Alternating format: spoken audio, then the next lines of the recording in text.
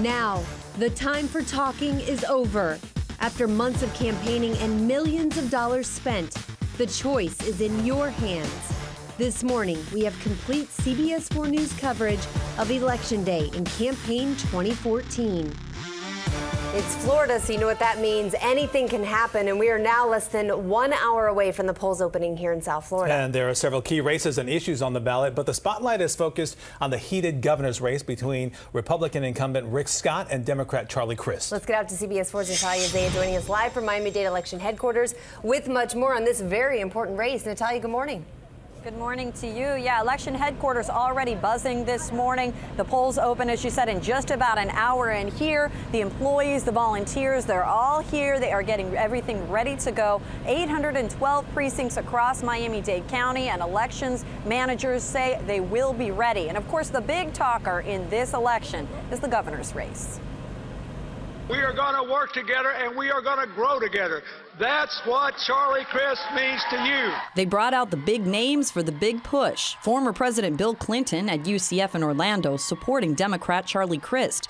Governor Rick Scott campaigned with Louisiana Governor Bobby Jindal and Texas Governor Rick Perry along the I-4 corridor, also in the middle of the state. We have got to win tomorrow. We need every vote to win. Barry University political science professor Sean Foreman says this race is boiling down to a handful of things. For starters, it's all about the turnout. More Republicans have voted early than Democrats. Republicans have an advantage in getting their voters out so far heading into Election Day. The Souls to the Polls push, getting minority church members to vote the past 2 Sundays after church, is helping Democrats. Early voting numbers look like this. In Miami-Dade, about 117,000 voted. In Broward, about 129,000. Absentee numbers in Miami-Dade are at about 173,000 in Broward and roughly 111,000. The canvassing board in Miami-Dade went well into the evening reviewing questionable ballots.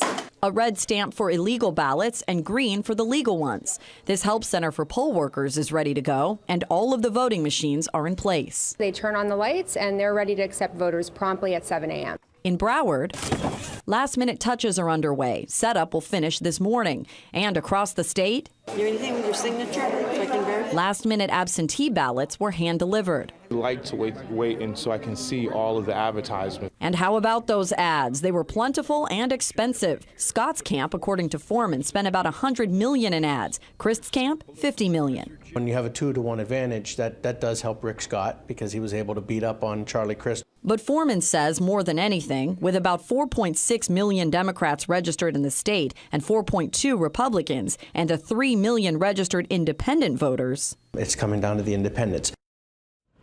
So where will the candidates be today? Well, Governor Scott has a campaign stop here in Southwest Miami-Dade at 8 a.m.